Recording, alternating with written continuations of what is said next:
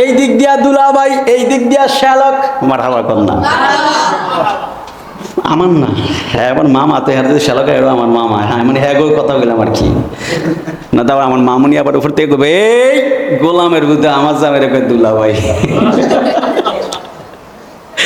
ঠিক না? এই জন্য ভাঙ্গে দিলাম। কষ্ট হইতেছে আপনাদের? তোমাদের তো কষ্ট হয়। এই জান্না বাবা জিরা আমার শালা দুলাভাই, এই শ্যালক দুলাভাই আমার গেলে আমি গ্রামের বলা হয় তো ওই জন্য ওইটা আর কি টানে টানে। রাগ করতেছেন না আপনারা? আমি এখানে আসতাম না, আমার খুব কষ্ট হবে আবার ঢাকায় যেতে, জ্যামটপ ধাক্কায়। শুধু আমার মামা বলছে আমার শালার মাদ্রাসা শ্যালক, মানে শ্যালক, শালা তো গ্রাম শ্যালক আর কি। আবার আবার গালি মনে করেন না, শালা করে তো গালি মামা, এই জন্য শ্যালক করলাম আর কি। এই যে আমি হুজুরে মারহাবা কন্যা, আমার খুব মহব্বতের মানুষ, ভালোবাসার মানুষ। আল্লাহ কবুল করুক, আমিন বলেন। আরো জোরে বলেন আমিন। এই জান্না বাবা জিরা আমার শালা দুলাভাই, এই শ্যালক দুলাভাই আমার গেলে আমি গ্রামের বলা হয় তো ওই জন্য ওইটা আর কি টানে টানে। রাগ করতেছেন না আপনারা? এই দিক দিয়া দুলাভাই, এই দিক দিয়া শ্যালক। মারহাবা কন্যা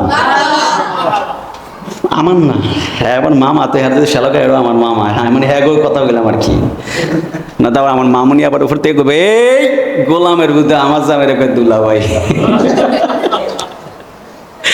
ঠিক না? এই জন্য ভাঙ্গে দিলাম। কষ্ট হইতেছে আপনাদের?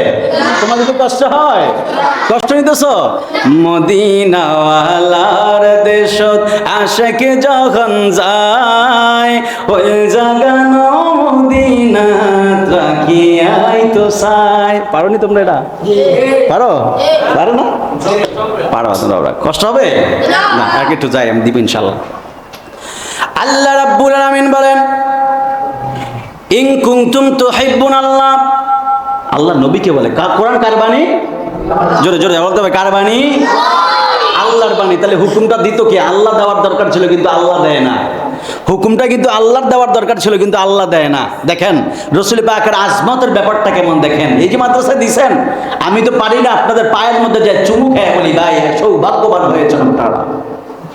গার্ডিয়ানদের পায়ে আমি পারি না চুমু খেয়ে বলি, কারণ আমার এখান থেকে কোনো এক্সপেকটেশন নাই। মনে করবেন না টাকা দিয়ে আমাকে কিনে নিয়ে আসছে, আবার এটা মনে করবেন না যে মামা দাওয়াত দিছে এই জন্য। না ভাই, আমার প্রত্যেকটা কথা হবে আল্লাহ এবং রাসূল পাকের সন্তুষ্টির জন্য। কথা বলেন ঠিক না? ঠিক বলেন।